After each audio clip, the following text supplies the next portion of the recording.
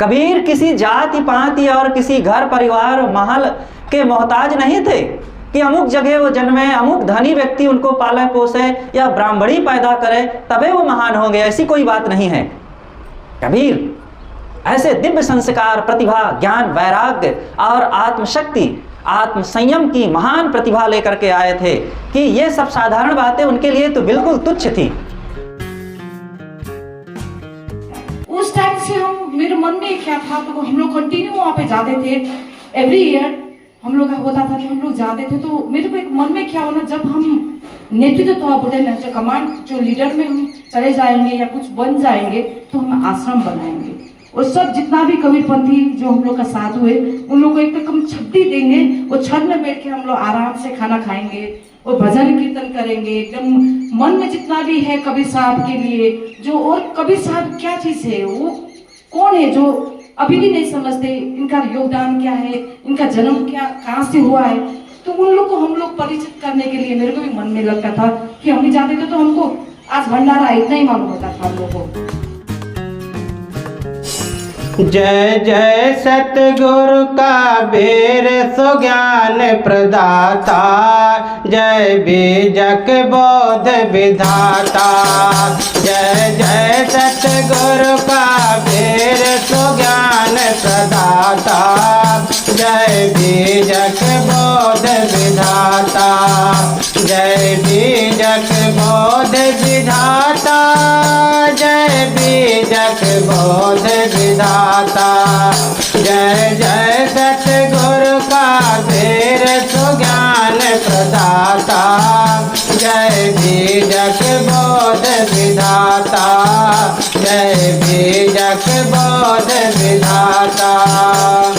सत ज्ञान जगत में लोक रहा, मिथ्या पाखंड रोक रहा। सत ज्ञान जगत में लोक रहा, मिथ्या पाखंड रोक रहा। अज्ञान अंध में उदित सो ज्ञान प्रभाता, जय बीजक बोध विधाता। जय जय सतगुरु कबीर सो ज्ञान प्रदाता, जय बीजक बोध विधाता। जय बीजक बोध विधाता, जय बीजक बोध विधाता। जय जय सतगुरु कबीर सो ज्ञान प्रदाता, जय बीजक बोध विधाता। जय बीजक बोध विधाता।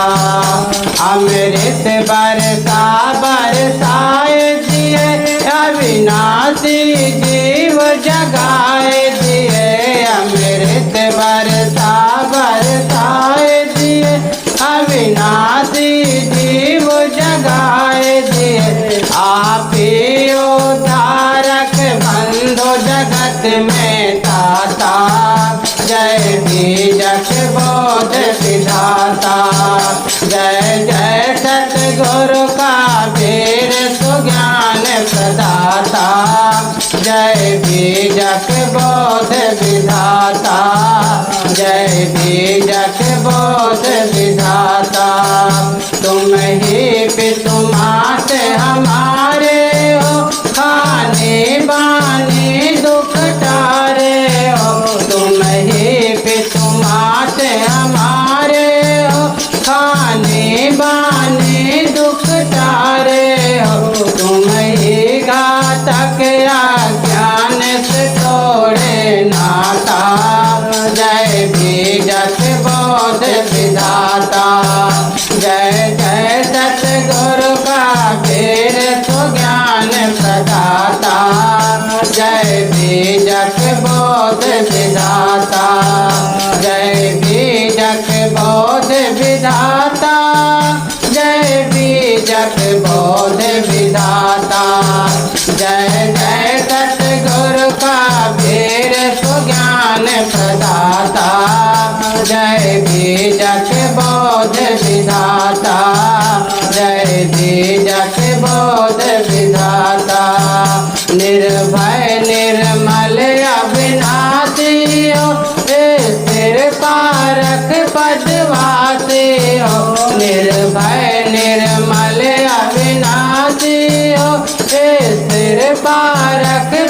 वास हो। जीवन भर तो अभिलाष रहे गुण गाता, जीवन भर तो अभिलाष रहे गुण गाता। जय बीजक बोध विधाता, जय जय सतगुरु कबीर सुज्ञान प्रदाता। जय बीजक बोध विधाता, जय बीजक बोध विधाता, जय बीजक बोध विधाता। जय जय सतगुरु कबीर सुज्ञान प्रदाता, जय बीजक बोध विधाता, जय बीजक बोध विधाता।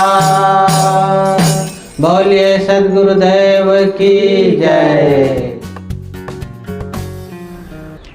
ध्यान मूलम गुरोर्मूर्ति, पूजा मूलम गुरो पदम,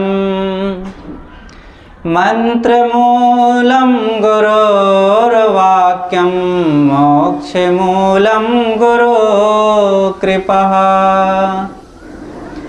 गुरुर्देवो गुरुर्धर्मो गुरुर्निष्ठा परम तपः, गुरु परतरं नास्ति नास्ति तत्त्वं गुरो परम।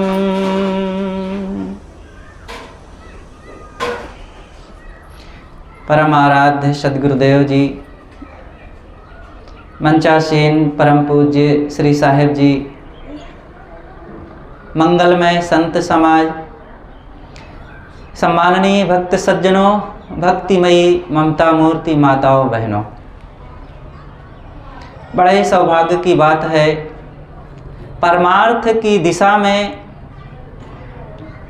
अपनी कमाई का कुछ अंश खर्च करना, ये बहुत ऊंची सोच वालों का काम है। अपने पेट के लिए, अपने बाल बच्चों के लिए, अपनी सुख सुविधाओं के लिए तो सब लोग खर्च करते हैं, सब लोग मेहनत कर लेते हैं, पशु पक्षी भी यह काम कर लेते हैं। लेकिन मानव समाज का, प्राणी समाज का किसी प्रकार से हित हो, और वह हित जिसमें कल्याण की बात समाई हो, जीवों का उद्धार हो, और उनका जो जन्म मरण का दुख है वह मिटने की किसी न किसी ढंग से उनको वो तरीके मिलते हैं, विचार मिलते हैं, वो काम करना ये बहुत ऊंचा काम है।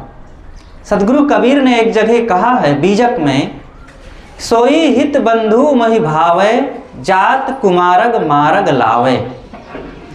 वह व्यक्ति मुझे बहुत अच्छा लगता है जो कुमार्ग में जाते हुए लोगों को सन्मार्ग में लावे। किसी का खान पान गलत हो, चाल चलन गलत हो, रहन सहन गलत हो, विचार गलत हो, अंधविश्वास अज्ञान में बेचारा भटका जा रहा हो, और उसको सही विचार देकर, सही बात बता करके अच्छे राह में ला देना और अच्छी बात बता करके उसके जीवन को बदल देना, सद्गुरु कहते हैं ऐसा व्यक्ति मुझे बहुत प्यारा लगता है। और इसी काम में यहाँ पर बिंदिया दीदी और संध्या दीदी ये लोग मिल करके एक कर रही हैं, आश्रम की एक व्यवस्था किए हैं। कितना मेहनत, कितना ये पुरुषार्थ की बात है। आप सब लोग इसमें सहभागी बने और यहाँ बराबर सत्संग होना चाहिए। आइए सद्गुरु कबीर साहब के कुछ जीवन और उनके विचारों पर थोड़ी सी चर्चा करें। ये जो आश्रम है कबीर आश्रम है। कबीर एक ऐसे महानतम पुरुष हुए हैं जो दुनिया में अद्वितीय हैं। अपने विचार, अपने साहस, ज्ञान, पैनी बुद्धि और जो जीव के लिए कल्याण की बातें हैं उन सब के लिए वो दुनिया में एक अलग अलग पहचान रखते हैं। सदगुरु कबीर आज से 550 वर्ष पूर्व काशी में लहर तारा तालाब पर कहा जाता है नीरू नीमा नामक एक जुलाहा दंपति थे, उन्होंने पाया है। दो बातें हैं। कुछ लोग कहते हैं कि नीरू नीमा का ही वो बेटा था, लेकिन लोगों ने ये कह दिया कि अरे भाई जुलाहा का बेटा, कबीर जैसे महान पुरुष जुलाहा का बेटा हो सकता है, तो पाए हैं कहीं। अरे यहाँ तक कुछ लोग तो कहते हैं नहीं, किसी ब्राह्मणी का बेटा है। बेकार की बात है। अरे जो साफ है, जो सच है, उसको क्यों नहीं कहते? किस आधार से कह रहे हैं कि ये बातें? और अगर नीमा और नीरू का ही बेटा हो तो क्या हर्जा है? फूल तो कहीं भी खिलता है, उसकी सुगंधी में कोई अंतर नहीं होता है। चाहे वो आपके गमले में खिले और चाहे घूर में खिले, लेकिन फूल वैसे ही चमकता दमकता है और सुगंधी देता है। कबीर किसी जाति पाति और किसी घर परिवार महल के मोहताज नहीं थे कि अमुक जगह वो जन्मे, अमुक धनी व्यक्ति उनको पाले पोसे या ब्राह्मणी पैदा करे तबे वो महान होंगे, ऐसी कोई बात नहीं है। कबीर ऐसे दिव्य संस्कार, प्रतिभा, ज्ञान, वैराग्य और आत्मशक्ति, आत्म संयम की महान प्रतिभा लेकर के आए थे कि ये सब साधारण बातें उनके लिए तो बिल्कुल तुच्छ थी। तो सदगुरु कबीर साहब को नीरू नीमा नामक जुलाहे जो पति पत्नी थे, इन्होंने पाला पोसा बड़ा किया। उनको पढ़ने लिखने की कोई व्यवस्था नहीं हो सकी, क्योंकि जुलाहा के घर में वे पाले गए। तो ना ब्राह्मणों ने पढ़ाया और ना मुल्लाओं ने पढ़ाया। पढ़ना चाहे वे, उनके माता पिता भी पढ़ाना चाहे, लेकिन वो सुविधा ना हो सकी। वो जमाना ही था ऐसा कि उस समय ब्राह्मणों का और मौलवियों का प्रभाव था, और वे छोटी कही जाने वाली जाति के लोगों के लिए कोई सुविधा नहीं थी। वे मोटे काम करें, वो जूता टाँकें, हल जोतें, बर्तन बनावें, झाड़ू लगावें, बाल बनावें, कपड़ा बुनें, ये करें। पढ़ना लिखना ये छोटे लोगों का काम थोड़े है। किसी को नहीं पढ़ाया जाता था, ना स्त्रियों को पढ़ाया जाता था और ना जिन्हें छोटी जाति का कहा जाता है उनको। कबीर साहब जी को भी कोई सुविधा ना मिली पढ़ने लिखने की, लेकिन वे इन पढ़ाई लिखाई के अभाव में भी रुके नहीं। शिक्षा के वे मोहताज नहीं हुए। उनकी जो शक्ति थी, दिव्य शक्ति, अद्भुत थी, और बचपन से ही उनकी प्रतिभा, उनके विचार, उनके ज्ञान वैराग्य चमकते गए। और उन्होंने समाज को निकट से देखा कि कैसे ये मानव का एक वर्ग बिना कुछ कर्म किए, बिना पवित्रता का जीवन जिए और बिना संयम सदाचार को अपनाए ही केवल एक जाति में पैदा हो गया और वो बड़ा कहलाता है, और एक उसी मानव जाति में है और छोटा कह गया, उसे तेली, भंगी, पासी, धोबी आदि कह दिया गया, नाई कह दिया गया। तो इसलिए वो छोटा है और उसको हर प्रकार की असुविधाओं में जीने के लिए मजबूर किया गया। ये सब सदगुरु कबीर ने देखा और इन मजबूरियों को उन्होंने भी कुछ सहा भी, और फिर उनके विचार इन सब पर बदलते गए और उन्होंने समाज के लिए एक बहुत बड़ी चुनौती दी। और जो छोटे वर्ग के लोग थे उनके बीच में आवाज़ बुलंद किया कि कोई छोटा नहीं, कोई बड़ा नहीं। तहिया हम तुम एकै लोहू, एकै प्राण व्यापै मोहू, एकै जनी जना संसारा, कौन ज्ञान से भयो निनारा। अरे जिसे ब्राह्मण कहते हैं और जिसे शूद्र कहते हैं, दोनों में क्या अंतर है?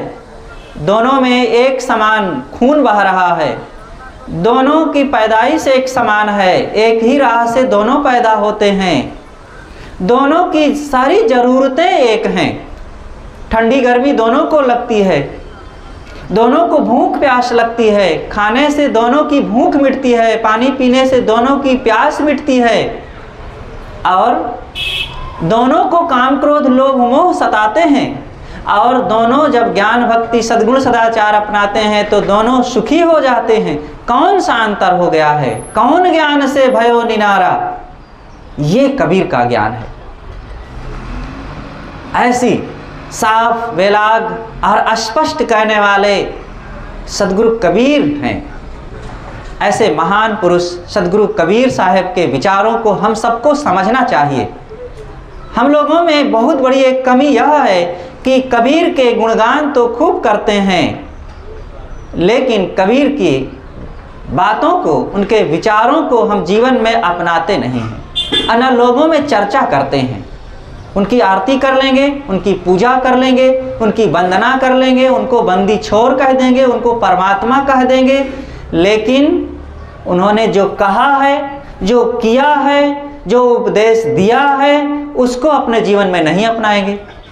तो केवल कथा कीर्तन करने से, किसी का गुणानुवाद करने से काम तो नहीं बनेगा।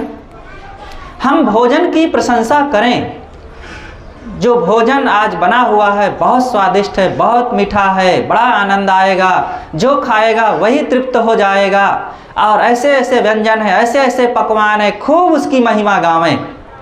अब खाएं ना एको ग्रास, तो क्या भोजन का कोई लाभ मिलेगा? अरे उसकी प्रशंसा प्रशंसा ज़्यादा ना करो, कोई बात नहीं, लेकिन भोजन मिले और खाओ, आप तृप्त हो जाएंगे, आपका शरीर स्वस्थ रहेगा। सदगुरु कबीर यही कहते हैं कि राम की बात को मानो, राम को केवल मानने से काम नहीं बनेगा। ऐसे ही हम लोग सदगुरु कबीर को मानते हैं, लेकिन कबीर की नहीं मानते।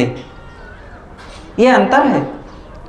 कबीर को मानते हैं कि कबीर साहब हमारे सदगुरु हैं, हमारे अवतार हैं, हमारे भगवान हैं, हमारे परमात्मा हैं, लेकिन उन्होंने हमें क्या दिया है कुछ पता नहीं है। पता भी है तो उसको जीते नहीं हैं, उसकी चर्चा नहीं करते हैं। सदगुरु कबीर ने अंधविश्वासों का छिलके की तरह विध्वंस किया है। समाज में फैले हुए समस्त अंधविश्वासों को उन्होंने निकाल फेंका है।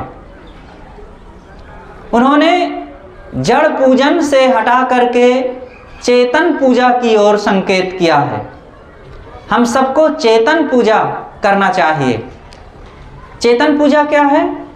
प्राणियों के प्रति सुंदर बर्ताव, सभी प्राणियों के लिए, चाहे वो बकरी, मुर्गी, भेड़ आदि हो, कोई भी जानवर हो, और चाहे मनुष्य हो, अन्य प्राणियों की सेवा करें, रक्षा करें, उनकी रक्षा, उनको दुख ना देना ही उनकी सेवा है।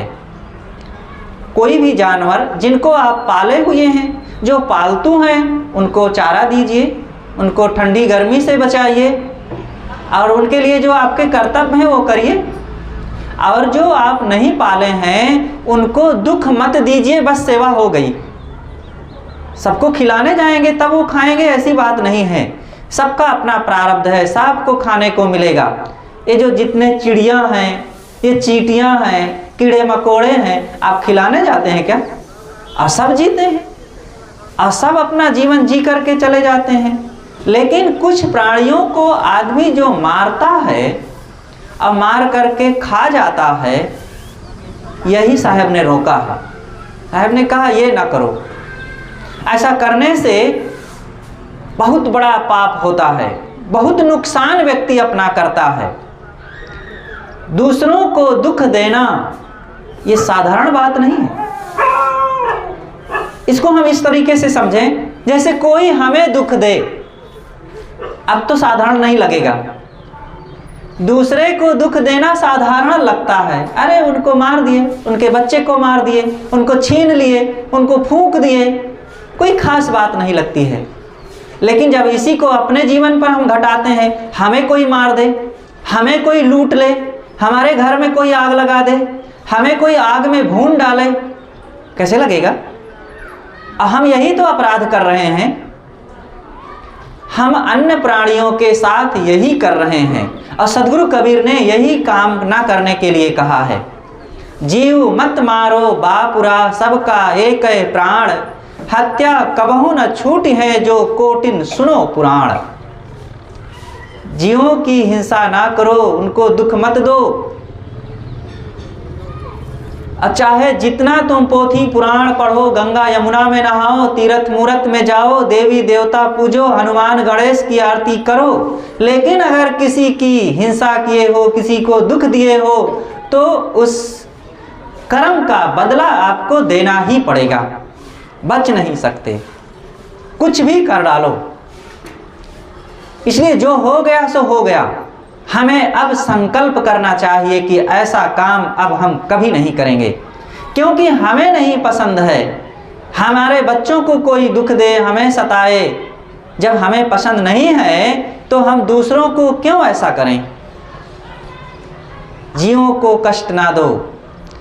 इसी प्रकार मैंने जो पहले ही कहा, चेतन पूजा करें, इन प्राणियों के प्रति सुंदर बर्ताव करो, दया भाव रखो। जीव दया और आत्म पूजा, ये दो बातें हैं। जीवों पर दया करो और आत्मा अपने आप की पहचान करो। अंधविश्वासों से निकलें। आदमी उल्टा काम करता है, जिसकी पूजा करना चाहिए, जिस पर दया करना चाहिए, वो पूजा दया करता नहीं और उल्टा काम करता है। जिसको न दया की जरूरत है और न आपकी पूजा और हवन तर्पण को समझ सके, उसके लिए हवन तर्पण कर रहे हैं, पूजा कर रहे हैं। मिट्टी, पत्थर, लकड़ी, पेड़ पौधा, पहाड़, सूरज, चांद, नदी और गंगा यमुना आदि में फूल चढ़ाओ, पूजा करो, आरती करो, हाथ जोड़ो, गिड़गिड़ाओ, वंदना करो, और फिर आपकी बात वो समझेंगे। गंगा में स्नान करने जाओ, हे गंगे, हम आपके गोद में आए हैं स्नान करने के लिए, हमें पापों से मुक्त करना। अब आप स्नान करो। अब पैर फिसल गया कहीं तो गंगा मैया आपको डुबाने से बचा लेगी।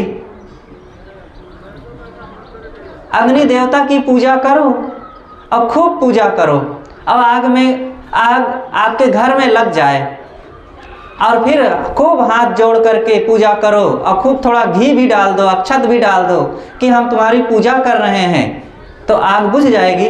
आपके घर को नहीं जलाएगी ना? जला देगी। ये जड़ हैं, जड़ का उपयोग करो, सही ढंग से इनका उपयोग करना ही इनकी पूजा है। जैसे ठंडी के दिनों में धूप का सेवन कीजिए, गर्मी के दिनों में जल का सेवन कीजिए, आग से आप भोजन पकाइए, ये बस इनका उपयोग यही है। अब आग इतना उपयोगी है, आप उसमें भोजन बनाते हैं और दर्द के समय में सेकाई कर लेते हैं, तो अब आग में जौ डालकर, घी डालकर, काजू किशमिश बादाम डाल करके हवन करने लग जाएं तो आपको ज़्यादा आशीर्वाद मिल जाएगा। ऐसी बात नहीं है, ये उल्टा पलटा काम नहीं करना चाहिए। माता पिता आपको जन्म दिए हैं और जन्म देने के बाद फिर कभी कभी वो डंडों से मारें, कभी कुएं में ढकेल दें और कभी आग में ढकेल दें और फिर आपको सहलावें, फिर मालिश करें, अरे मेरे बच्चे को ये चोट लग गई। तो ये क्या ऐसे माता पिता से आप खुश रहेंगे? एक तरीके से सही काम होना चाहिए। वो बहुत आपके लिए बहुत सुविधाएं ना दें, बहुत ऊंचा घर ना दें, बहुत बड़ी दुकान ना दें, कोई बात नहीं, लेकिन आपसे मीठा बोलें, आपसे प्यार करें, आपको खाने को दें, आपको पढ़ा दें और आपके लिए कपड़े की व्यवस्था कर दें। यही तो चाहिए, यही उचित है। हम लोगों को भी यही कर्तव्य है कि अंधविश्वास में पढ़ करके इधर उधर काम ना करें। भूत प्रेत किसी को लगते हैं कि नहीं? यहाँ बैठे हैं कुछ लोग, जरूर कईयों को भूत प्रेत लगते होंगे। ये मन का केवल भ्रम है, कुछ होता ही नहीं भूत प्रेत। अगर होता है तो आपके इस विराट नगर में जहाँ जितने भूत प्रेत हों, लाओ हमें दे दो, हमारे ऊपर कर दें, हम प्रयागराज में ले जा करके संगम में सबको विसर्जित कर देंगे। लेकिन कहीं कोई भूत प्रेत नहीं है। ये जितने पंडे पुजारी ओझा सोखा बैगा तांत्रिक हैं ना, सब धांधलेबाज हैं। और ये आपको झूठा पाठ पढ़ा करके, धमकी देकर, डरवा करके आपको कमज़ोर बनाते हैं। और इसी बहाने आपके धन रुपया पैसा और मान सम्मान आपसे वे लूटते हैं, आपको धोखे में डालते हैं। इन चीज़ों से बचें। सदगुरु कबीर ने यही आपकी आवाज़ को बुलंद किया है और यही उल्टा पलटा काम ना करने के लिए रोका है। ऐसे महान संत की बातों को जब समझेंगे तभी तो ये हमारे सदगुरु होंगे। नहीं तो केवल सदगुरु कह दें और उनकी बातों को ना माने, उनको जीवन में ना अपनावें तो कुछ काम होने वाला है? रटते रहें। भोजन भोजन कहने से कहीं भूख मिटती है क्या? साहब ने कहा है, पंडित बात बदय सो झूठा, राम के कहे जगत गति पावे, खाण कहे मुख मीठा, पावक कहे पाँव जो डाहे, जल कहे तृषा बुझाई, भोजन कहे भूख जो भाजे तो दुनिया तर जाई, नर के संग सुआ हरि बोले, हरि प्रताप न जाने, जो कबहीं उड़ जाए जंगल में तो हरि सुरत न आने, बिनु देखे बिनु अर्श परश बिन नाम लिए क्या होई, धन के कहे धनिक जो होवे, निर्धन रहे न कोई, सांची प्रीति विषय माया सो हरि भक्तन की फांसी, कहे कबीर एक राम भजे बिन बांधे यमपुर जासी। बहुत साहब ने एक एक बात हथौड़े की तरह चोट मारा है। जब हमें चोट लगे तब तो उसका लाभ मिले, हम मानते ही नहीं। हमारे पास वो दिल ही नहीं है तो चोट कैसे लगे? वो दिल को हम तैयार करें।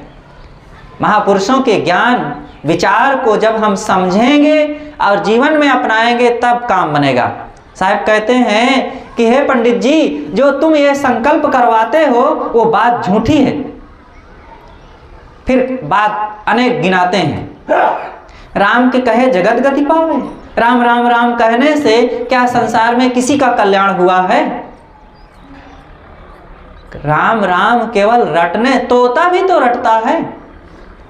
अब तोता रटता है और रटते रटते फंसा लिया जाता है। एक बहेलिया था, उसने अपने बेटे से कहा, उसका पेशा था तोता फंसाना पकड़ना, तो अपने बेटे से कहा कि जाओ बेटा, समय काफ़ी हो गया है और जाल लेकर के बगीचे में फैला दो और कुछ पक्षियों को पकड़ करके लाओ। वो गया और उधर क्या देखता है, तोते आज कुछ पाठ कर रहे हैं।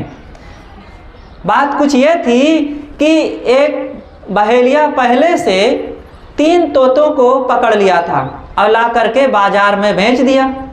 और उसको खरीदने वाले एक संत थे। संत ने खरीद करके घर आश्रम में अपने ले आए और उन 3 पक्षियों को, 3 सुग्गों को पढ़ा दिया। ये पढ़ा दिया कि बहेलिया आएगा, जाल बिछाएगा, दाना डालेगा, हमको फंसाएगा, हम निश्चय ही नहीं फंसेंगे। यही बात उन तोतों को संत ने पढ़ा दिया। और जब खूब वे रट लिए, बोलने लगे तो छोड़ दिए। और वो जंगल में सारे 3 सुग्गा गए और जंगल के सभी पक्षियों को पढ़ा दिए। अब वो जो लड़का गया जंगल में जाल डालने तो देखता है कि सभी तोता रट रहे हैं, बहेलिया आएगा, जाल बिछाएगा, दाना डालेगा, हमको फंसाएगा, हम निश्चय ही नहीं फंसेंगे। इतना सुनते ही वो नवयुवक जाल लेकर के वापस चला गया। पिता से कहा, पिताजी अब हम पक्षी नहीं फंसा सकेंगे। क्यों नहीं फंसा सकोगे? कहा, रे सारे तोते सब शिक्षित हो गए हैं, पता नहीं किस यूनिवर्सिटी में वो पढ़े हैं, आज वे बड़ा लंबा पाठ पढ़ रहे हैं, बड़ा संकल्प कर रहे हैं कि अब हम निश्चय नहीं फंसेंगे। अच्छा, तुमने जाल डाला कि नहीं? कहा, नहीं जाल तो नहीं डाला। कहा, जा जाल डाल के जरा देख तो। वो आया, जाल फैलाया, दाना बिखेर दिया, एक किनारे जाके बैठ गया। तोतों का, सुग्गों का एक झुंड आया और जाल में बैठ गया, दाना चुगने लगा और दाना खाते खाते वो पाठ ये कर भी रहे हैं। कि बहेलिया आएगा, जाल बिछाएगा, दाना डालेगा, हमको फंसाएगा, हम निश्चय ही नहीं फंसेंगे। और उधर से बहेलिए ने जाल की डोरी खींचा और सांप फंस गए। और फिर भी वो पाठ कर रहे हैं और वो सांप को कंधे में लाद करके पूरा एक जाल 50 पक्षियों को और ले करके चल दिया। अब जाल में फंसे सारे पक्षी अभी भी पाठ कर रहे हैं, बहेलिया आएगा, जाल बिछाएगा, दाना डालेगा, हमको फंसाएगा, हम नहीं फंसेंगे। अब बाजार में ले जा करके बेच दिया। तो ऐसे ही हम हैं, रटते रहे केवल, तो रटने रटने से काम बनेगा? रटे नहीं। रटने की एक सीमा है, किसी चीज को जानना एक सीमा है। पानी को जान लो, पानी कहाँ मिलेगा, पानी कौन सा पीने योग्य है और पानी कब पीना चाहिए, ये पानी बार बार पूछ करके, याद करके और प्राप्त करके, उसको कह करके आप किसी ना किसी ढंग से प्राप्त कीजिए उस वस्तु को, तब उसका लाभ मिलेगा। तो साहब कहते हैं कि जैसे भोजन भोजन कहने से भूख नहीं जाती, पानी पानी कहने से प्यास नहीं जाती, आग आग कहने से पैर नहीं गर्म होते हैं और शकर शकर कहने से मुख मीठा नहीं होता है, वैसे कोई नाम रटने मात्र से, चाहे राम नाम रटो, कृष्ण नाम रटो, हरि नाम रटो, खुदा नाम, अल्लाह नाम, कोई नाम रटो, केवल नाम रटने से काम नहीं होगा। काम करो और वो काम करेंगे तब नाम अपने आप आ जाएगा। नाम जप का अपना महत्व है और सब नाम समान है, कोई छोटा नहीं, कोई बड़ा नहीं। साधना के आरंभिक काल में जो जिसको अपना इष्ट माने उनका नाम जप सकता है और जपने से थोड़ी देर के लिए मन शांत भी होता है, मन को प्रसन्नता मिलती है, बाह्य चंचलता से मन एकाग्र होकर के उस आधार बिंदु में लग जाता है। लेकिन अब कोई चाहे कि केवल नाम जप से मुक्ति मिल जाएगी, पाप कट जाएगा और सारा दुख समाप्त हो जाएगा, तो ये केवल मान्यता मात्र है। इस भ्रम के चक्कर में नहीं पड़ना चाहिए, हमें उससे आगे बढ़ना चाहिए। और आगे बढ़ना यह है कि अपने कर्मों को पवित्र करना, दोषों का त्याग करना और स्वरूप में स्थित होना। और स्वरूप में स्थित होने के लिए जप की ज़रूरत नहीं है, ठहरने की ज़रूरत है, और वो साधना के अभ्यास से संभव है। सदगुरु कबीर यही बात कहते हैं कि हम लोग महापुरुषों को केवल ना माने, महापुरुषों की भी माने। जैसे कि हमें महेश के घर जाना था, हम चल पड़े, अब रास्ता तो मालूम नहीं था, पूछते पूछते गए, किसी से हमने पूछा, गांव तो पहुंच गए, अमुक गांव में बारागाछी में महेश जी का घर है। हम बारागाछी पहुंच गए और पता नहीं, एक व्यक्ति से पूछा कि महेश जी का घर कहाँ है, तो उन्होंने कहा कि वो जो लाइट जल रही है ना, बस वही है उसका घर। अब हम लाइट के पास पहुंच गए।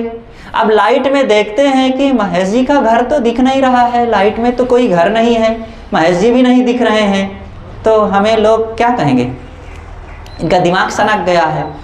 अब लाइट को देखते हुए उनके घर के पास पहुंचिए, लेकिन अब लाइट के पास पहुंचकर लाइट में घर को देखिए, ना कि अब लाइट में आप उस बल्ब में झांकिए, उस लाइट में, उस प्रकाश में घर को देखिए और घर में जाइए। इसी प्रकार शुरू शुरू में आप राम नाम, कृष्ण नाम, हरि नाम, कबीर नाम, कोई भी नाम हो, उस नाम को जानिए, फिर उनके विचारों को जानिए और उन विचारों को फिर अपने जीवन में चरितार्थ कीजिए। अपने मन में, अपने इंद्रियों में वो संयम रखिए, वो त्याग, वो दया, वो क्षमा, वो प्रेम, वो करुणा, वो धैर्य, वो संयम, वो गुरु भक्ति जब अपनाएंगे तब काम बनेगा। अब इसमें कोई सांप्रदायिकता फिर नहीं रह जाएगी। सदगुरु कबीर कबीर पंथी नहीं थे, हम लोग तो कबीर पंथी हैं, अपने को यही मानते हैं ना कि हम लोग कबीर अनुयायी हैं। और कबीर किसके अनुयायी थे? वो न्याय के अनुयायी थे, वो सत्य के अनुयायी थे, वो कल्याण के अनुयायी थे और वो आत्मा राम के अनुयायी थे, जो शाश्वत सत्य होता है। जैसे धरती किसकी है? हिंदू की है कि मुसलमान की? सिख की है कि ईसाई की? ये हवाएं जो चल रही हैं किसकी है? ये सूरज जो सबको प्रकाश दे रहा है किसका है? हिंदू है कि मुसलमान, किसका है? सबका है,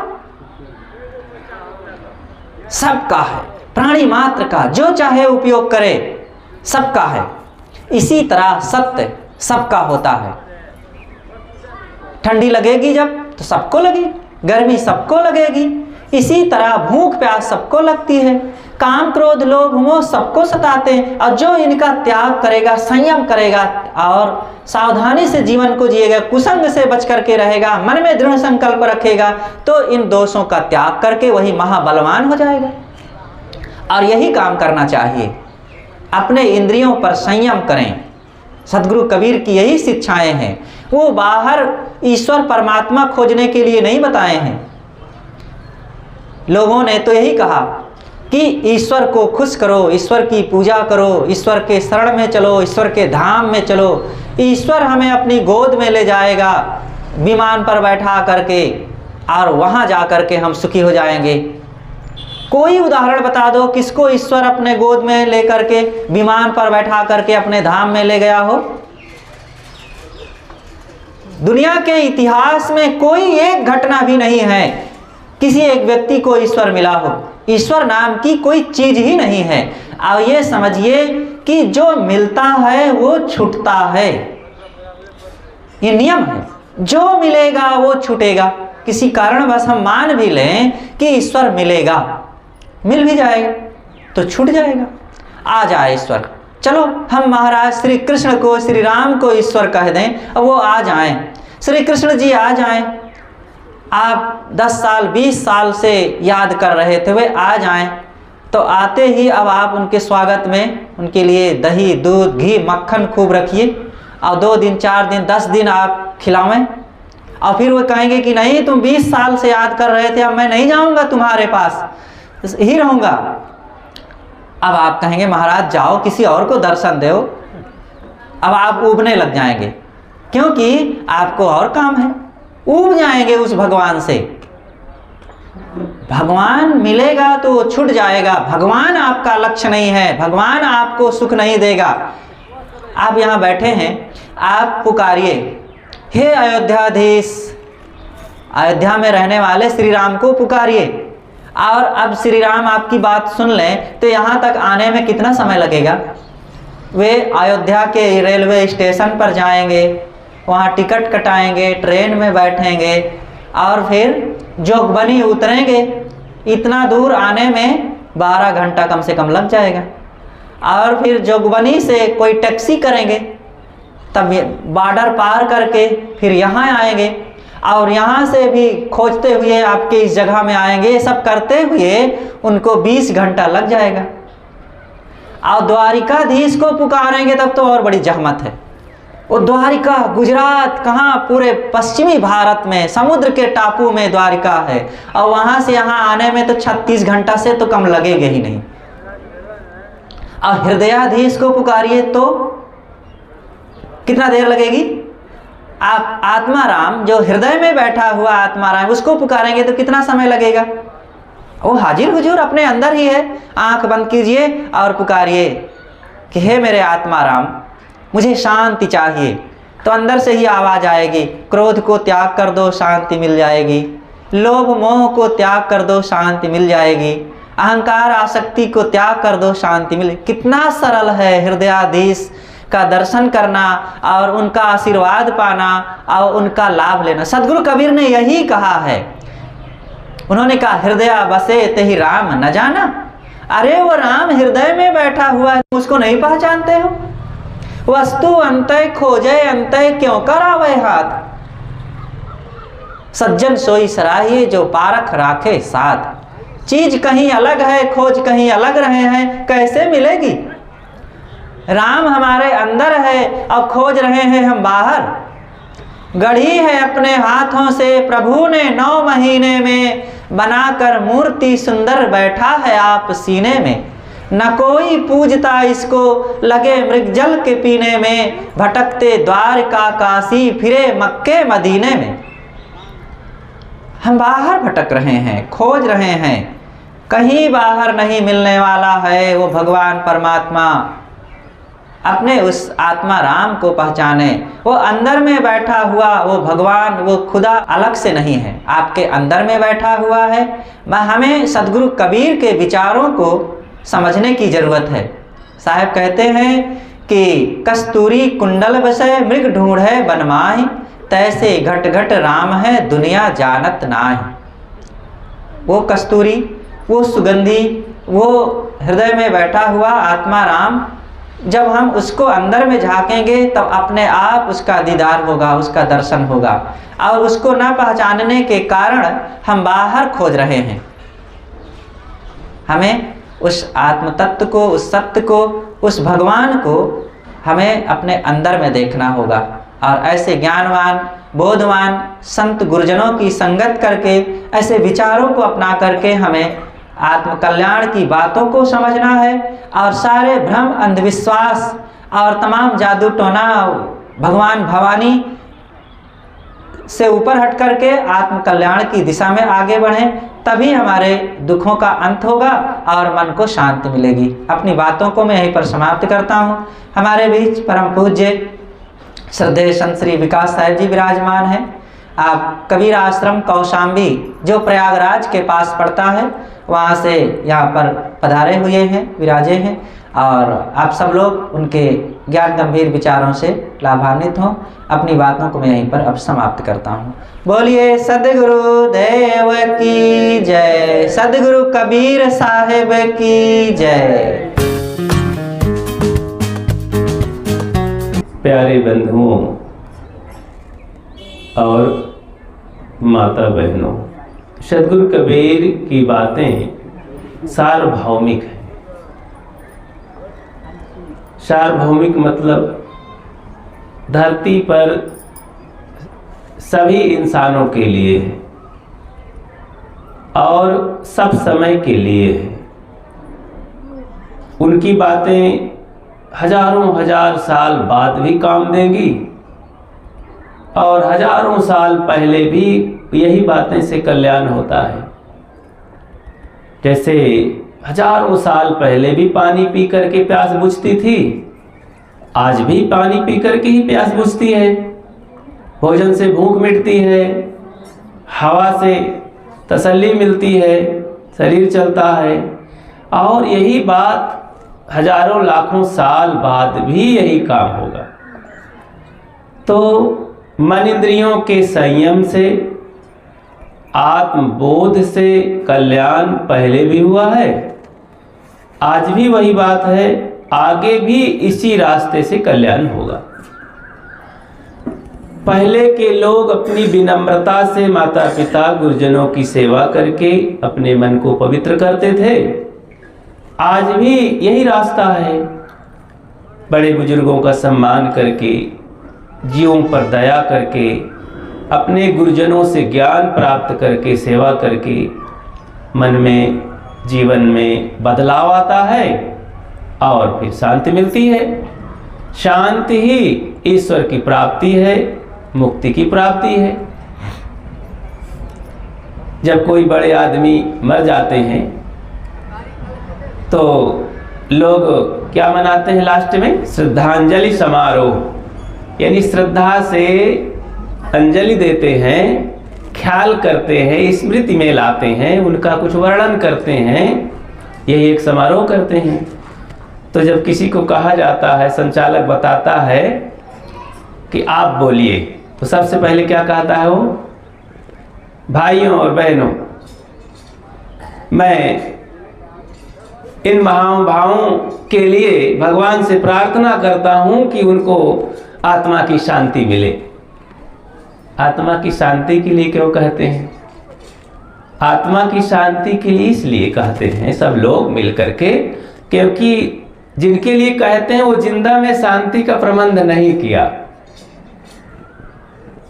और सारा प्रबंध किया, घर का प्रबंध किया, नोटों का प्रबंध किया, गाड़ी घोड़ा का प्रबंध किया, शादी ब्याह का प्रबंध किया, सारी व्यवस्था की, लेकिन शांत की व्यवस्था नहीं की। तो सब लोग आके निवेदन करते हैं, अरे भाई ये क्यों नहीं कहते हैं, हे परमात्मा इनकी आत्मा को नोटों का प्रबंध करना, शादी का प्रबंध करना, घर द्वार कार गाड़ी का प्रबंध करना, ऐसा क्यों नहीं करते? क्योंकि ये सब करके बैठे पहले से, क्या करना है? केवल शांत की व्यवस्था नहीं किए हैं, सद्गुण की व्यवस्था नहीं किए हैं, कल्याण की व्यवस्था नहीं किए हैं। इसलिए सब लोग यही कहते हैं, क्योंकि जिंदगी में सबको दिखाई देता है कि कहीं कोई शांति से रहते नहीं हैं, सब बेचैन हैं, अशांत हैं, चिंतित हैं, सुखी नहीं हैं। सुख का मार्ग यही है। सद्गुरु कबीर इसी के लिए अपने अभियान को चलाए थे, आंदोलन किए थे।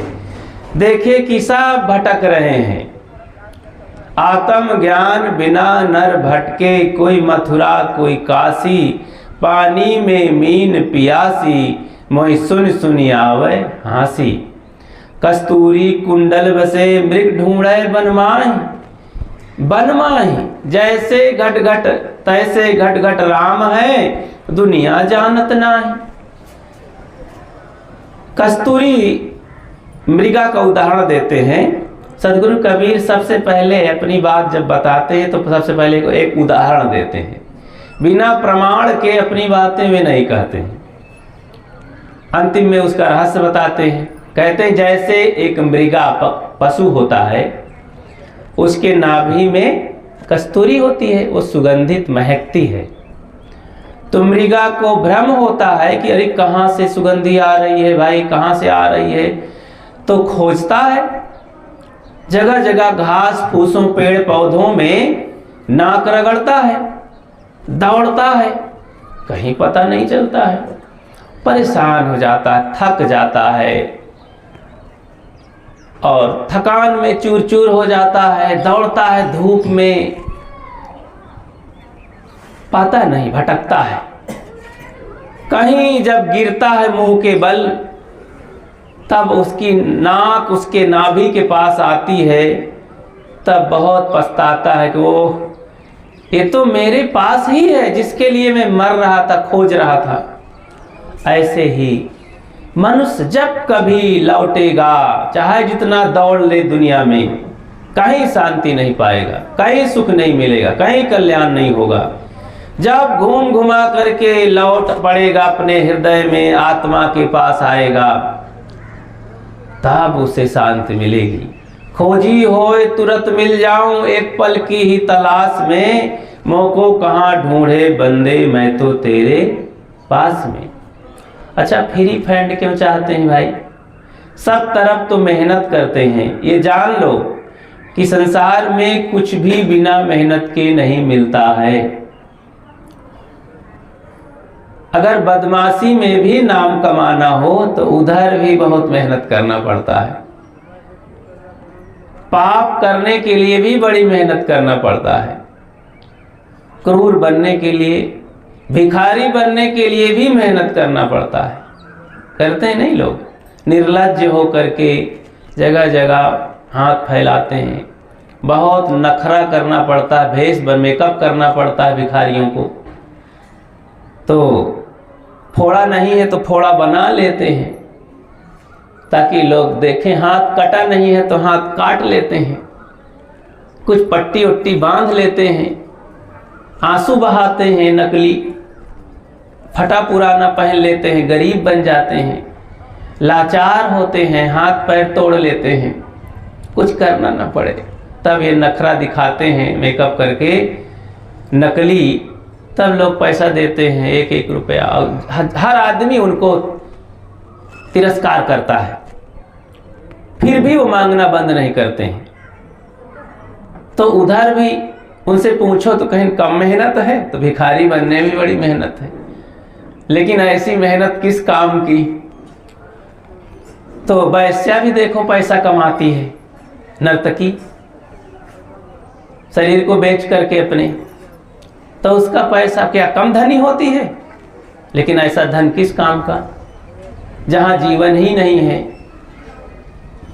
तो हमको अपने जीवन को गढ़ना है। गढ़ने के लिए साहेब ने औजार दिया है, अब गढ़ना स्वयं पड़ेगा। कोई हमको दाल भात रोटी बना के ना दे, चावल दाल नमक मिर्चा मसाला बटलोई सब दे दे सामान, अब बना के खाना नहीं जानते हैं तो भूखों मरेंगे कि नहीं? बना के कहाँ तक कौन खिलाएंगे? बाहर तो कोई कमा के खिला भी सकते हैं, बना के खिला सकते हैं, लेकिन धर्म के क्षेत्र में अपना कल्याण अपने से ही करना पड़ेगा। ये कोई उधारी का सौदा नहीं है। क्रोध छोड़ने के लिए हमें स्वयं मेहनत करनी पड़ेगी, लोभ छोड़ने के लिए मेहनत करनी पड़ेगी, मोह छोड़ने के लिए मेहनत करनी पड़ेगी, चिंता छोड़ने के लिए मेहनत करनी पड़ेगी। अब ये कौन दूसरा करेगा भाई? बाहर का काम बाहर वाले कर सकते हैं, लेकिन भीतर वाला काम तो हमको खुद करना पड़ेगा। साहब कहते राम नाम जाने बिना भव बूढ़ मुआ संसार। राम को जाने बिना संसार के लोग सब डूब गए नरक में। ये कौन राम है? हृदय बसे ते राम न जाना। ये हृदय में रमने वाला राम आत्मा को ही राम कहते हैं, जो रमा हुआ है। अब उसको जानते नहीं। बाहर के तमाम दुनिया की बातों को जानकर क्या करेंगे? देवी देवता भगवान ईश्वर परमात्मा। अच्छा, अपने बच्चों से हम घर में अपनी पत्नी से माँ बाप की सेवा नहीं करते हैं, झगड़ते हैं, अब बाहर वालों से बहुत मित्रता करके क्या पाएंगे? अपने घर में अपना फिरे कोढ़ी और कदम्बर, दूसरे को धन दे जैसे विशंभर। अपने को मिलता है न दाना, दूसरे को लुटावे नाती धन खजाना। ऐसे ही तो आज के गुरु बाबा लोग, पंडा पुजारी लोग, ज्योतिषी लोग हैं, अपना भूखों मरते हैं। घर में कोई पूछने वाला नहीं है उनको, घर में उनको इज्जत उज्जत नहीं मिलती है, और दूसरे को आशीर्वाद देते हैं, तुमको धन हो जाएगा, नौकरी लग जाएगी, रोग दूर हो जाएगा, बच्चा पैदा हो जाएगा, घर बन जाएगा, आशीर्वाद देते हैं। सबका ग्रह काली छाया दूर करते हैं, नक्षत्र ग्रह लगा है, आइए हम पूज देते हैं। देखो, पहले एक ऐसे चतुर उस्ताद होते थे समाज के अगुआ लोग, धर्म का धुरंधर बने रहते थे, तो गरीबों को कहते थे कि देखो कर्मकांड करवा लो, पूजा करवा लो, इतना पूजा में खर्चा लगेगा तो तुम्हारे पुरखों को मिल जाएगा। मर जाता था कोई बाप दादा, तो कहते हैं कर्म कांड में अब इनकी आत्मा की शांति कैसे मिले?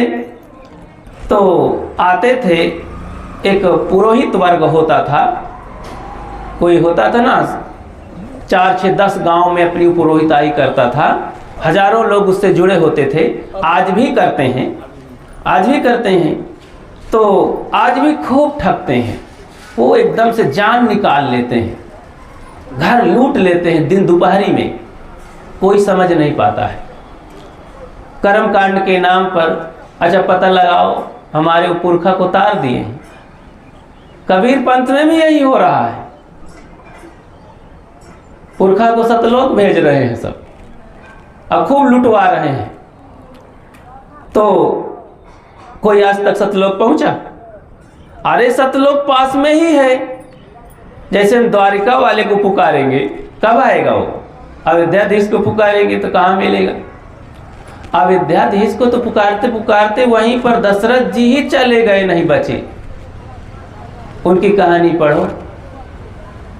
राम खुद अपने आत्मा के लिए बात करते हैं, संतों ऋषियों की सेवा करते हैं, तो वो वास्तविकता को खोजते हैं। शिव जी स्वयं अपने आत्मा का ध्यान करते हैं, बाहर क्यों भटका रहे हैं लोगों को? तो हमको स्वयं विचार करना पड़े। कबीर साहब सबको विचार करने के, एक विचार एक औजार है, विचार और विवेक, ये दो हमारे बॉडीगार्ड हैं, रक्षक हैं। जिसके पास विचार और विवेक होगा उसको कोई लूट नहीं सकता, वो बुरे मार्ग में नहीं जा सकता। जिसके पास विचार है, विचार आया बीड़ी पान तंबाकू नहीं खाना चाहिए, अंडा मांस मछली नहीं, बहुत गंदी चीज है, विवेक ने निर्णय दे दिया, हाँ हाँ बिल्कुल सही बात है, कैसे आप खाएंगे? हमारे ये दोनों साथी विचार और विवेक हमारी रक्षा कर लेते हैं, हमको गंदगी के मार्ग में नहीं जाने देते हैं। किसी ने आकर कहा तुम्हारे ग्रह खराब है, तुम्हारे काली छाया लग गई है, शनि घुस गया है, इसीलिए तुमको दुख मिल रहा है। तो हमने विचार किया कहाँ है, कहाँ है शनि, कहाँ लगता है? शनि ग्रह एक आकाश में होता है। वो ग्रह जब टेढ़ा होगा तो सबके ऊपर टेढ़ा होगा, धरती के सभी मनुष्यों पर। अच्छा, सूरज जिस दिन टेढ़ा हो जाए तो केवल हमारे ऊपर टेढ़ा होगा, सबके ऊपर टेढ़ा होगा ना। तो ये सब टेढ़ी मेढ़ी बातें आकाश की नहीं है, ये पुरोहित बाबा का दिमाग टेढ़ा है। तो हमको वो लूटना चाहता है बस, और कोई मामला नहीं है। कभी कहाँ है कबीर, इतना नहीं जान। कबीर साहब कहते हैं कि तुम्हारी बुद्धि में ग्रह लग गया है और इतना भी नहीं जानते हो। तो हर बातें अपने पदों के माध्यम से, भजन के माध्यम से कबीर साहब हम तक पहुंचा दिए हैं।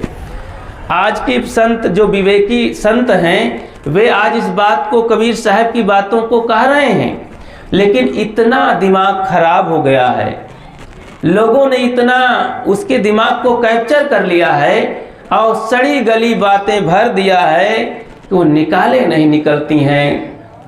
लोग अपने को लुटवा रहे हैं, कमज़ोर करवा रहे हैं। मेरे भाइयों, विचार करो, अगर हम कबीर साहब के अनुयायी हैं तो वे हमको क्या कहते हैं? वे कहते हैं सकलो दुर्मति दूर करो, अच्छा जन्म बनाओ, काग गवन गति छाड़ी के हंस गवन चली आओ। कहते सारी दुर्बुद्धि को दूर करो। एक आदेश देते हैं, सबको निर्देश करते हैं, एकदम चैलेंज के साथ कहते हैं सारी दुर्बुद्धि को दूर करो। दुर्बुद्धि क्या है? खराब बुद्धि। हमारी बुद्धि ही बेकार हो गई है, सद्बुद्धि होना चाहिए। आज दुर्बुद्धि के परिणाम में ही पूरे विश्व में दुखों का, समस्याओं का अंबार लग गया है। चारों तरफ जहां देखो, राजनीतिक, धर्मनीतिक, सब जगह दुर्बुद्धि के परिणाम में घर गृहस्थी सब जगह दुख ही दुख है। सद्बुद्धि हो जाए तो मजाल है कहीं कोई दुख पाएगा। सब दुख यहां से हल्ला बोल करके भाग जाएगा, सुख शांति में जीवन बिताएंगे लोग। लेकिन नहीं, सद्बुद्धि जहां मिलती है वहां जाते ही नहीं है। घड़ी बिगड़ जाए तो घड़ी साज के पास जाएंगे, इंजीनियर के पास जाएंगे। घर बिगड़ जाए तो तमाम ऐसे कारीगरों के पास जाएंगे। शरीर बिगड़ने लगे तो आप डॉक्टरों के पास जाएंगे। बुद्धि बिगड़ जाए तो कहाँ जाना चाहिए पता है? बुद्धि बिगड़ जाए तो सत्संग में संत गुरुजनों के पास जो सर्जन हैं, आंखें बिगड़ जाए तो आंख के डॉक्टर सर्जन के पास जाते हैं, वहाँ ऑपरेशन करवाते हैं, प्रत्यारोपण करवाते हैं, लेंस लगवाते हैं, तब आंखों से दिखाई देने लगता है। आज हमारी यही दशा है कि आंखें नहीं हैं, अंधे हैं। साहब ने कहा है कि नहीं कहीं, सब जग अंधा मैं क्या समझाऊं। कहते कहते जब थक जाते हैं तो क्या करें, डांटना पड़ता है कि लोगों को देखो तो परेशान है, दुखी हैं, खाने को नहीं है घर में, बच्चों की पढ़ाने के लिए नहीं है, शादी के लिए पैसा नहीं है, एक एक पैसा जोड़ रहे हैं, फिर भी ये शराब पी रहे हैं, फिर भी ये बदमाशों को दे रहे हैं, ठगहारों को लुटा रहे हैं। तो साहब को बड़ा दर्द होता है, वो रो पड़ते हैं, मैं रो यह जगत को। सोचना चाहिए कि साहब क्यों रोते हैं। क्या कहीं कुछ कर्म कांड करने के लिए आपको कहे हैं? घर बैठे आप मन मस्त हुआ तब क्या बोले, हीरा पायो गांठ गठियायो, बार बार वाको क्या खोले। हंसा पायो मान सरोवर ताल तलैया क्या डोले। हीरा पायो गांठ गठियायो, बार बार वाको क्या खोले। तो हीरा भीतर है, मान सरोवर भीतर है, हम बाहर भटक रहे हैं। हंसा तू तो सबल था, हल्की अपनी चाल, रंग कुरंगे रंगिया तय किया और लगवार। आए हंस, तुम बहुत मजबूत है, ताकतवर है, सबल है, हर प्रकार से सक्षम है, लेकिन तेरी चाल बहुत हल्की हो गई, कुचाल हो गया है, तेरी चाल बहुत बुरी हो गई है। क्यों ऐसा हो गया है? रंग कुरंगे रंग आते, गलत रंग में, तो कुरंग में, ज्ञान रंग में रंगना चाहिए, विवेक रंग में रंगना चाहिए, लेकिन तूने तो अज्ञान रंग में, काम रंग, क्रोध रंग, मोह रंग में रंग गया है, दुर्गुण दुराचार के रंग में रंग गया है ज्ञान के, इसलिए तेरा दुख कभी समाप्त नहीं होगा। तो जब देखे समझाते समझाते लोग नहीं मानते हैं तो कहते सब जग अंधा मैं के समझाऊं, डांटते हैं। भूला बे अहमक नादाना, तो डांटते हैं अबे तू भूल गया है नादान कहीं का, जिन हरदम राम ही ना जाना, अपने आप राम को जिसने नहीं जाना वो माँ भूला है, नादान है, बेवकूफ है। इतना डांटते हैं, फिर भी हमको होश नहीं है। अच्छा एक बात और है, जागता कौन है, इस पर कभी विचार करते हैं? जिंदा जागता है कि मुर्दा जागता है? बताओ कौन जागता है? जिसकी किसी को जगाओ, सो रहा हो कोई, तो कौन जागेगा? जिंदा जागे मुर्दा? जिंदा ना। तो जो लोग यहाँ मुर्दा हैं उनको चाहे जितना समझाओ वो बहरे हो जाते, सुनने वाले नहीं, वो जागे, वो मुर्दा हैं। ऐसे लोगों को बेकार पड़ा रहे, उनको क्या करना चाहिए? उनको दफनाई देना चाहिए, हटाओ, वो कब्रिस्तान उनकी बनेगी और कुछ नहीं। जागृत होना चाहिए, विवेकी होना चाहिए, और विवेक ही एक जागृति अवस्था है। हमको ये बातें कबीर साहब के पहले हजारों साल ऋषियों में, उपनिषद में ऋषियों ने बताया, उत्तिष्ठा जागृत प्राप्त वरान बोधक, उठो जागो। अब कबीर साहब उसी कहते हैं, जहां धीर गंभीर अति निश्चल तहां उठ मिलहु कबीरा। जहां धीर गंभीर पुरुष हो, लोभी लालची लंपट हो, कुछ धन के लोभ लालच में पड़कर आपको लूट रहे हैं, वैसे लोगों से दूर भागो। वो चाहे बाप दादा के नाम पर हो, चाहे गुरु महाराज के नाम पर हो, चाहे साधु संत के नाम पर हो, चाहे पंडित जी के नाम पर हो, कोई भी ज्योतिषी हो, पंडा पुजारी हो, उसको छोड़ देना चाहिए। उसी के बदौलत वो समाज का विध्वंसक है, खूंखार है, और वो नाश करता है, आग लगाता है, वो हमको लूट रहा है। और एक बात और है, कहीं भी लिखा हो, ऐसे ग्रंथ हो, ऐसे मत हो, ऐसा संप्रदाय हो, उसे छोड़ देना चाहिए। ताकत होनी चाहिए। सदगुरु कबीर ने छोड़ा कि नहीं सबको? और किसी को नहीं छोड़ा। दो बातें हैं, सब में से सार चीजें लिए, अच्छी बातों को पकड़ा और गलत बातों को छोड़ने का बहुत बड़ा काम किया। उन्होंने कहा, जो मुझ जाने ताए में जानो, लोक वेद का कहा न मानो। जो सत्य बात को कहता हूं और लोग मानेंगे, उसे मैं भी समझूंगा, मानूंगा।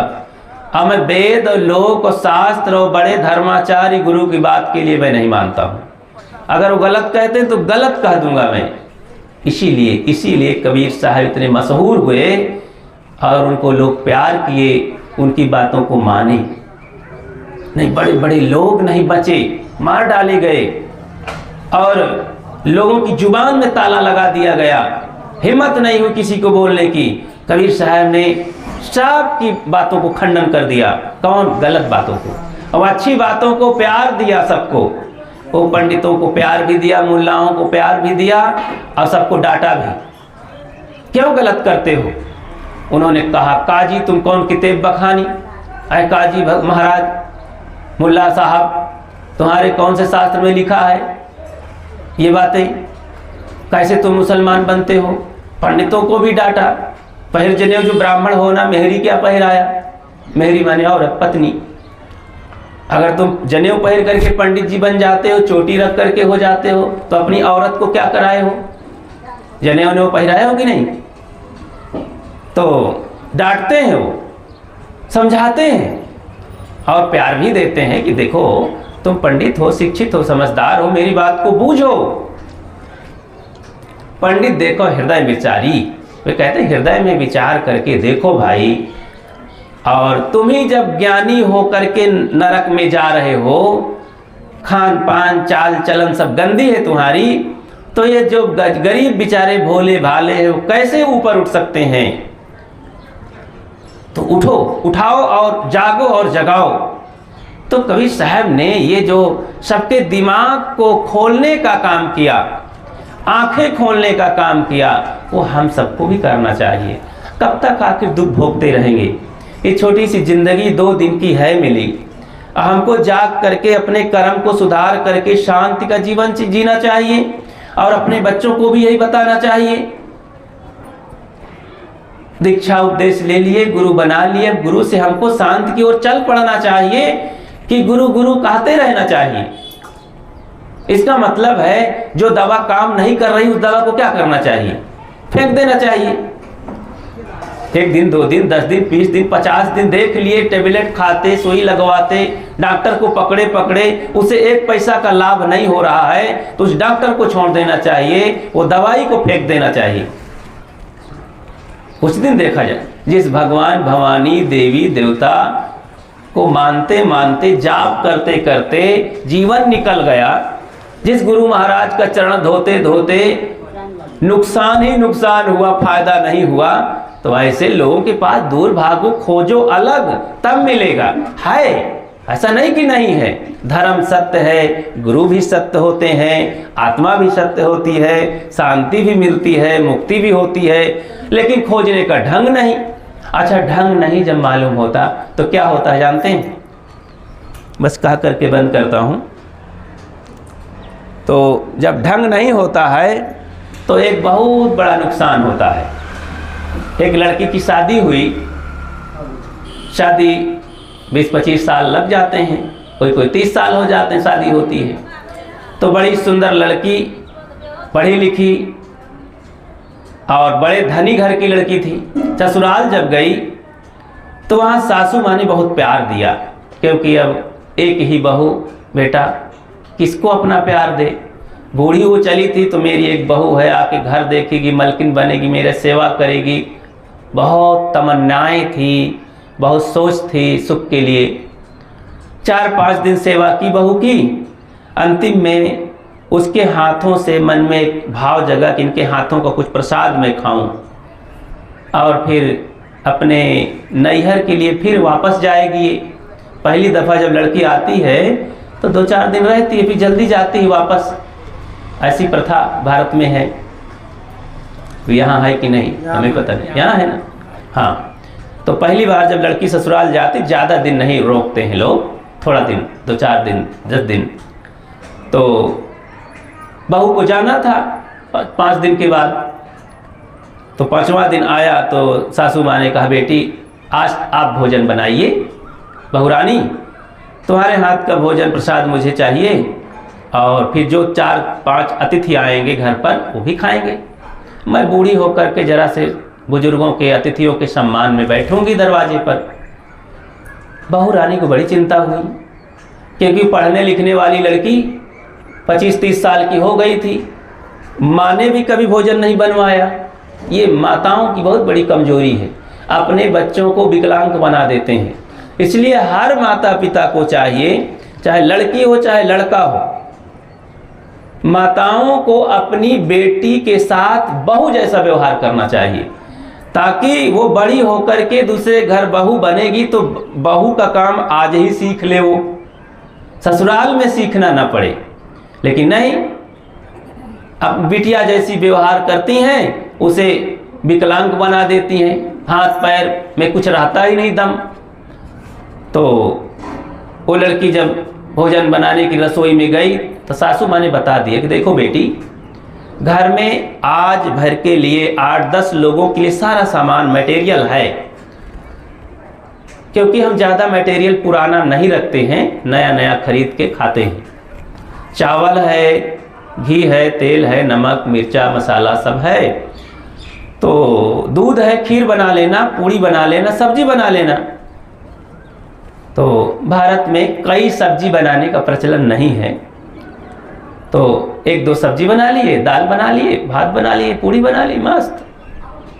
अब इधर थोड़ा प्रचलन बढ़ रहा है, फैशन ज़्यादा है, यहाँ तो ज़्यादा प्रचलन है, बिना 3-4 सब्जी के रहा ही नहीं जाता है। तो सब्जी से पेट भर जाता है लेकिन अच्छा है, सब्जी फायदेमंद होती है। तो अब एक सब्जी कह दिए 3 आइटम बनाओ बहुरानी। बहू चली तो जाती, क्योंकि लज्जा की शर्म की बात थी कि मैं इतनी पुरानी हो गई, ससुराल में आकर पहली दफ़ा सास का आदेश, इज्जत का सवाल था, तो चली गई। दूध को रसोई में चढ़ाया चूल्हे पर। अब खीर बनाने का एक ढंग होना चाहिए, ज्ञान होना चाहिए कि नहीं। देखो 3 चीज़ें होती हैं, 3 चीज़ों में सिद्ध होता है हर चीज़, ज्ञान भक्ति कर्म। ज्ञान भक्ति कर्म सब तरफ जोड़ लो।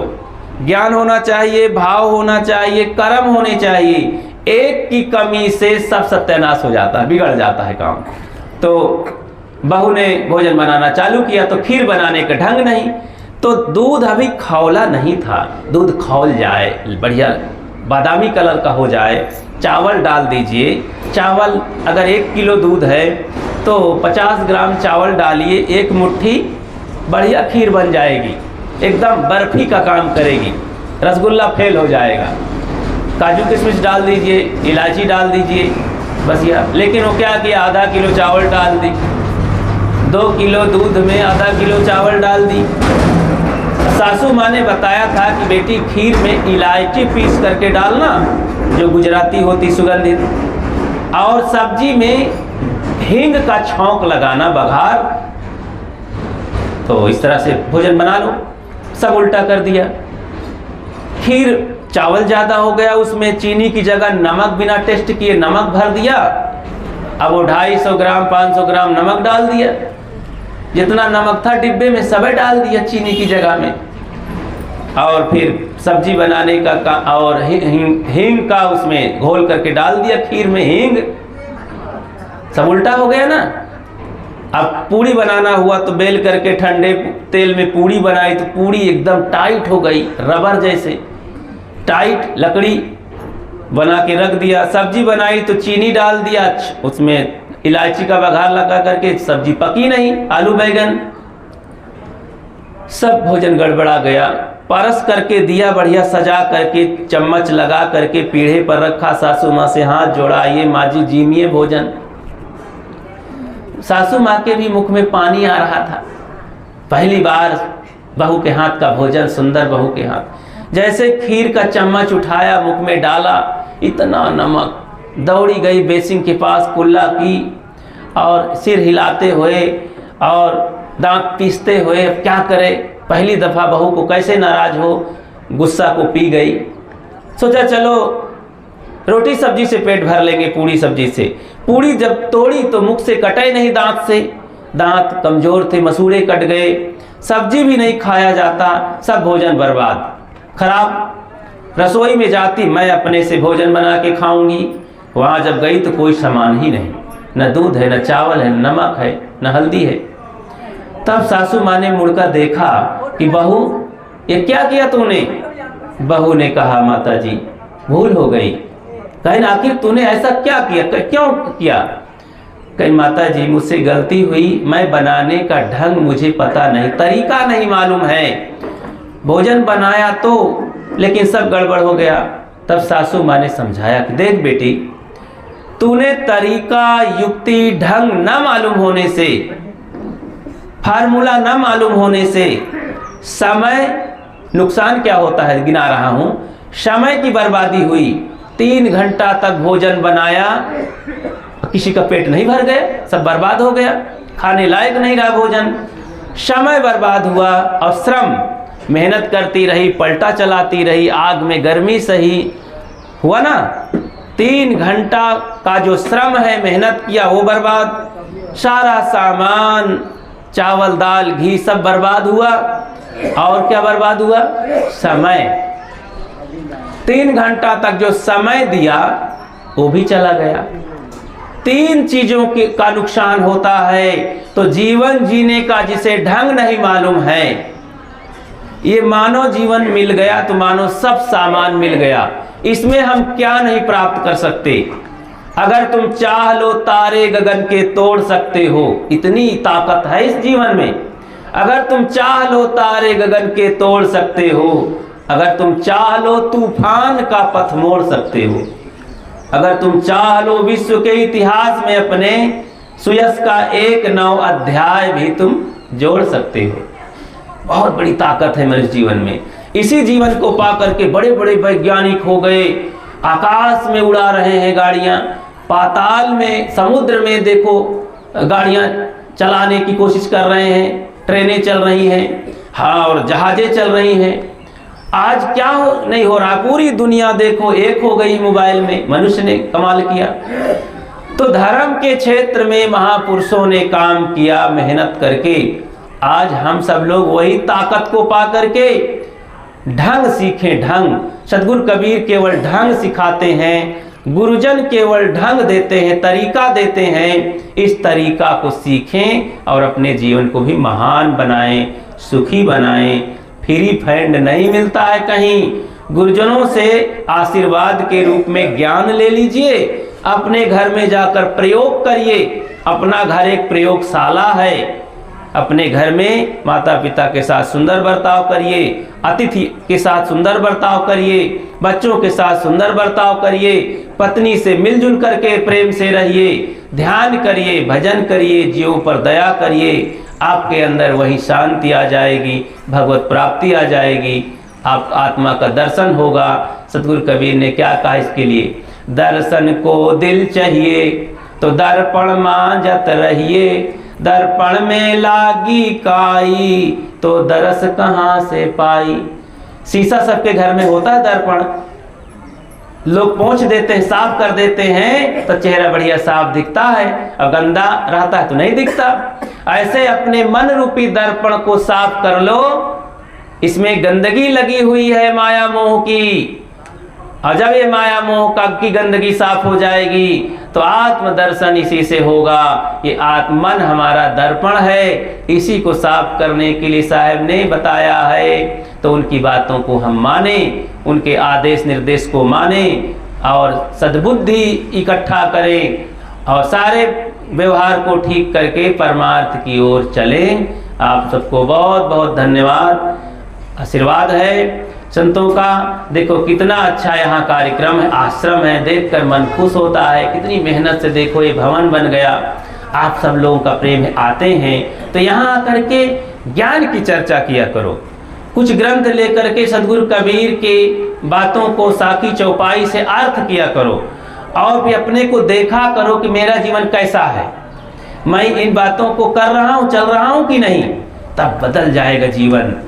बदलने के लिए हम आए हैं, तो बदलाव लाएं और अपने जीवन को सुखी बनाएं। बोलिए सद्गुरु देव की जय।